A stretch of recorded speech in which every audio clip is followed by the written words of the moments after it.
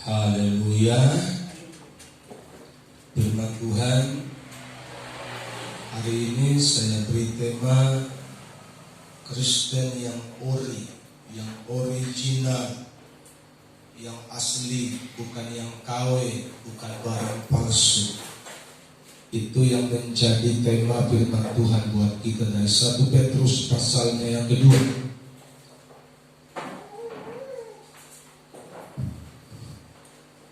Sudah ada di depan, kita baca bersama. Saudara-saudaraku yang kekasih, aku menasihati kamu supaya sebagai pendatang dan perantau kamu menjauhkan diri dari keinginan-keinginan daging yang berjuang melawan jiwamu.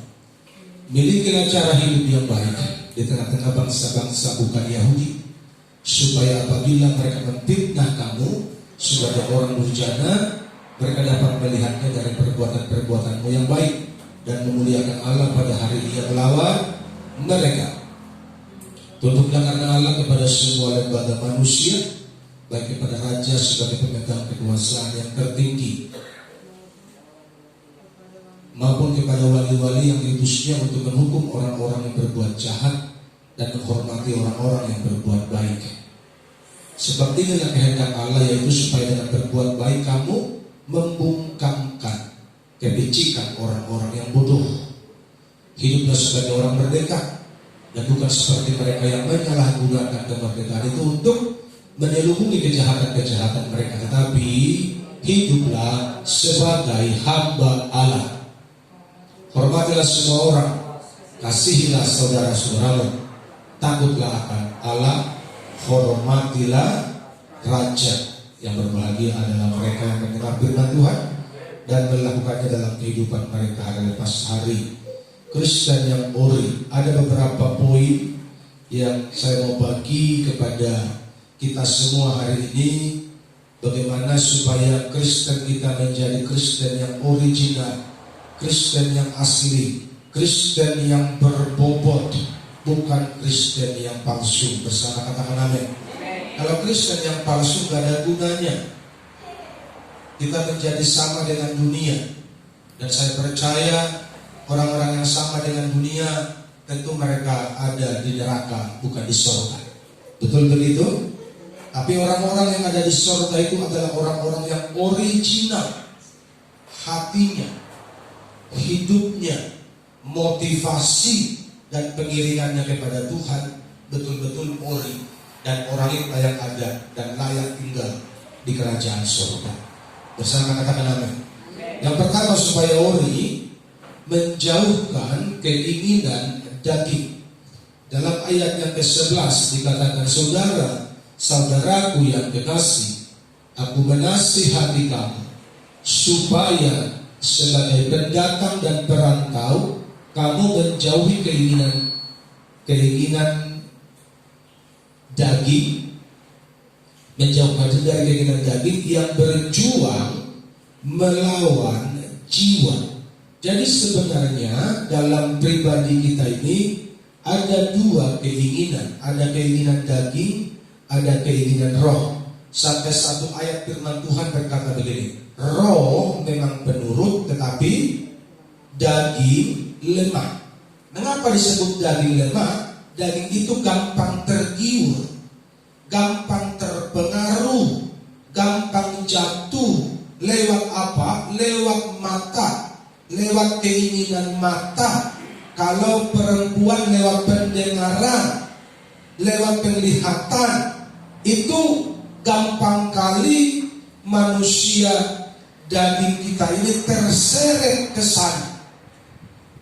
Sehingga kalau kita tidak sungguh-sungguh berjuang mematikan keinginan daging, maka dia bisa menjadi dominan. Dominan itu berkuasa, menguasai kita, sehingga kita berkata kita penuh Roh Kudus, tapi praktek hidup kita dikuasai oleh daging. Inilah yang disebut Kristen KW, Kristen palsu karena ngaku penuh Roh Kudus tapi hidupnya penuh kedagingan. Saya berharap kita tidak seperti ini. Bersama katakan amin. Keinginan daging yang dominan membuat kita menjadi Kristen yang palsu di hadapan Tuhan.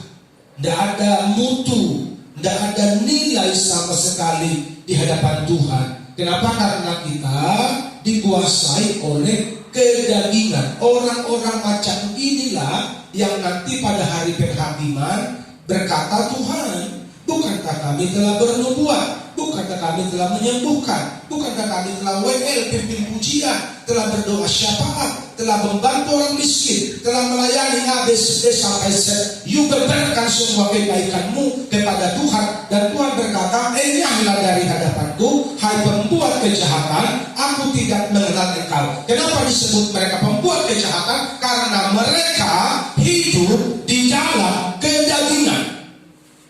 Haleluya.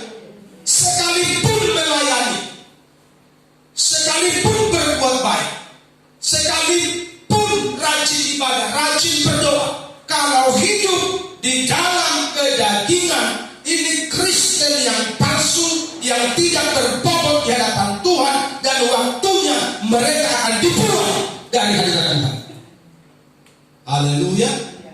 Jadi mari kita mengerti hari ini, dua keinginan ini selalu berpacu dalam tubuh kita ini. Kita mau ikuti yang mana? Mau ikuti keinginan daging atau keinginan roh? Seperti hari Minggu begini, itu dua keinginan itu berperang. Kita mau ke gereja atau kita mau jualan? Kita mau ke gereja atau kita mau jalan-jalan? Kita mau ke gereja atau kita mau olahraga, naik sepeda atau refreshing?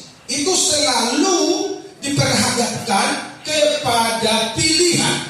Tapi orang yang cinta Tuhan, dia akan selalu memilih keinginan roh. Haleluya. Makanya Alkitab bilang pohon itu dikenal dari buahnya.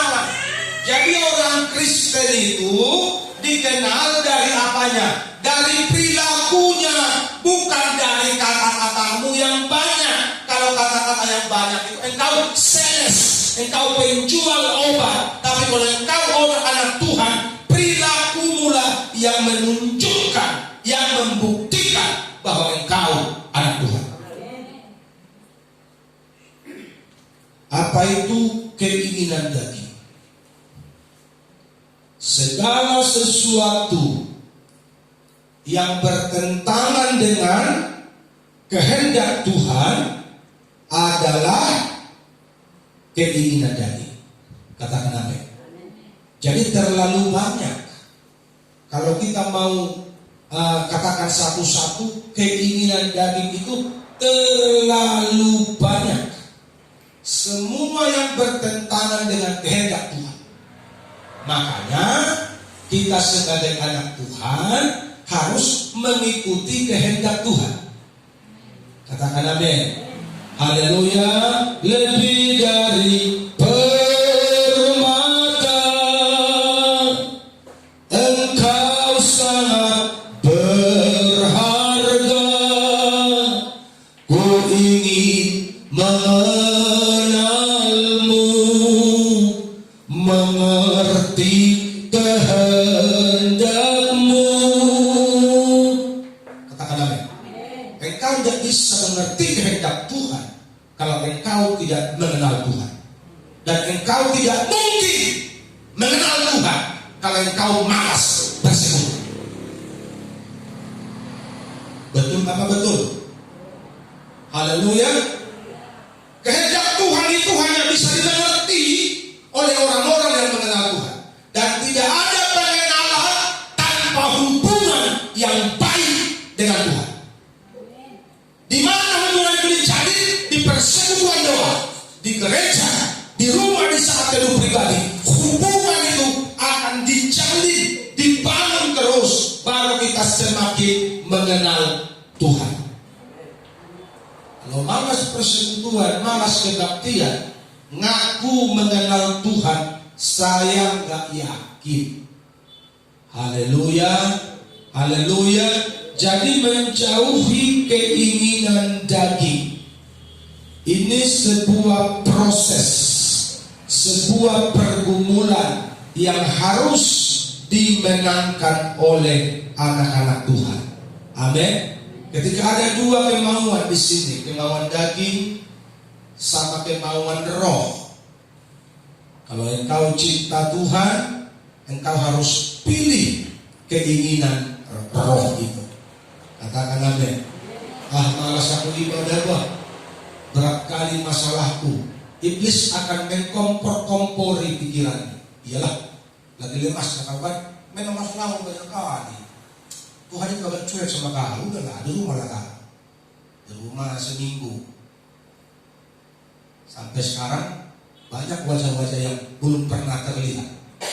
Mulai dari sebelum corona, sampai corona belum berhenti, sampai masuk new normal, sampai mungkin nanti abnormal juga, tidak pernah nongol muka di gereja. Bagaimana mereka? Ngaku orang Kristen bukan? Haleluya. Pasti ngaku orang Kristen. Dia nggak mau dia ngaku orang kafir. Dia pasti ngaku orang Kristen. Nanti begitu butuh dengan gembala, Pak, tolonglah kami, Pak. Namanya gembala nggak bisa jual mahal, betul nggak? Haleluya. Makanya kalau orang yang tidak merasakan, nggak tahu bagaimana rasanya pahit menjadi gembala di kampung ini. Orang bilang melayani lebih sungguh, kurang sungguh apa lagi? Haleluya. Yang kedua,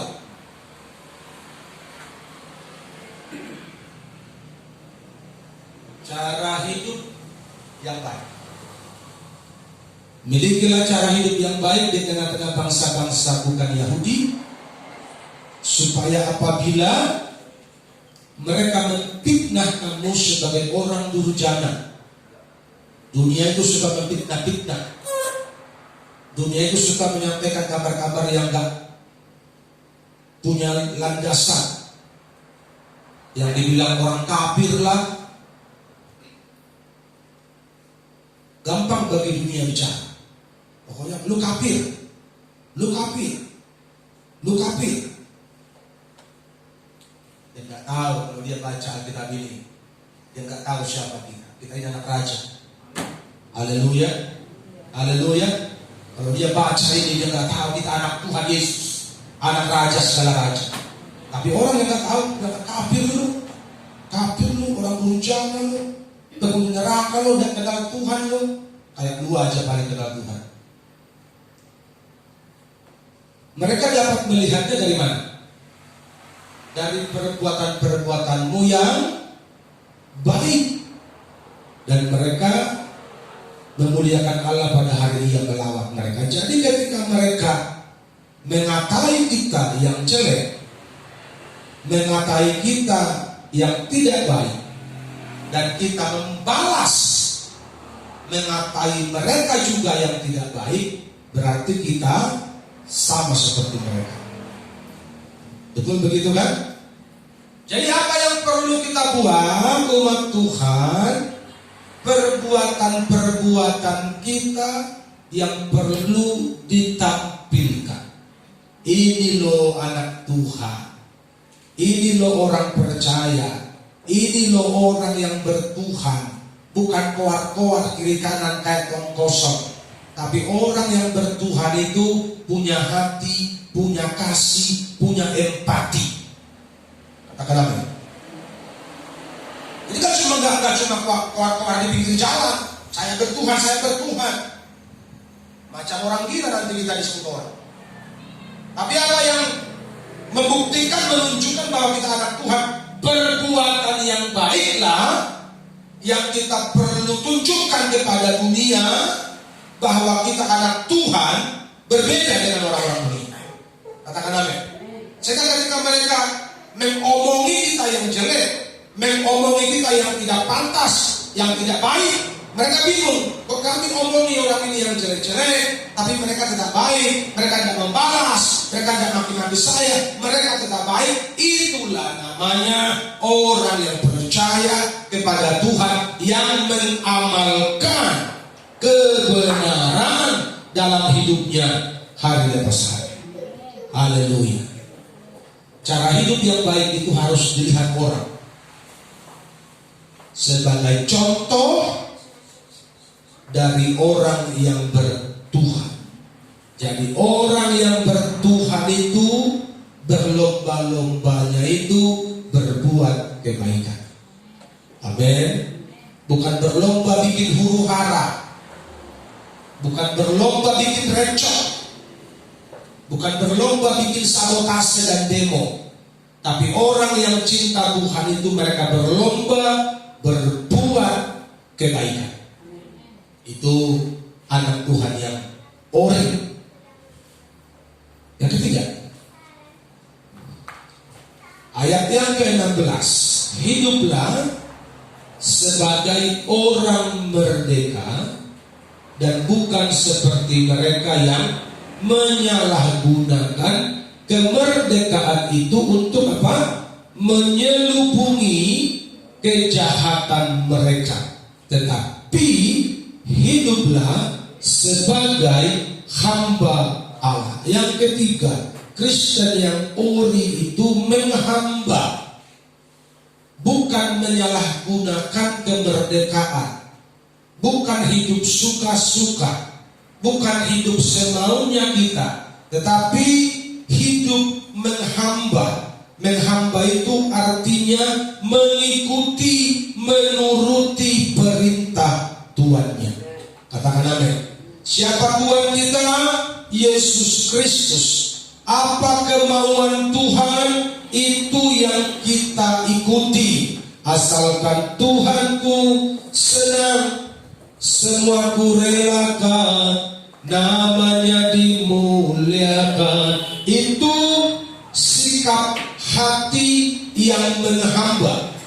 Pokoknya apapun yang disuruh Tuhan, apapun yang diperintahkan Tuhan, apapun maunya Tuhan yang tertulis dalam kebenaran, saya akan ikuti. Itu hamba. Katakan amin. Tapi kalau suka-suka, terserah pula, itu Tuhan. Itu anak Tuhan yang suka menyalahgunakan kasih karunia yang Tuhan percayakan kepadanya. Jadi hamba itu hidupnya terpimpin, karena hamba itu schedule-nya sudah jelas. Tidak ada schedule hamba Tuhan kesempatan refreshing, karena mati hidupnya untuk menyenangkan Tuhannya. Itulah hamba. Haleluya. Memang mudah mengatakan, tapi mempraktekkan ini berat. Kenapa? Karena poin yang pertama tadi, kita punya dua kemauan daging sama kemauan roh. Kalau orang yang masih kuat keinginan dagingnya, maka dia sulit menghamba kepada Tuhan. Kenapa? Karena egonya kuat. Tapi kalau manusia dagingnya sudah dimatikan, dia hidup dengan manusia rohnya, maka dengan mudah dan gampang dia menghamba kepada Tuhan. Haleluya. Hidupnya terpimpin, tidak menyalahgunakan kasih karunia Tuhan. Walaupun kita dikasih Tuhan hak bebas,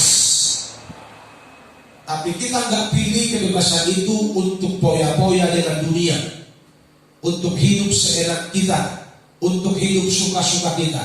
Tapi kesempatan itu kita pakai.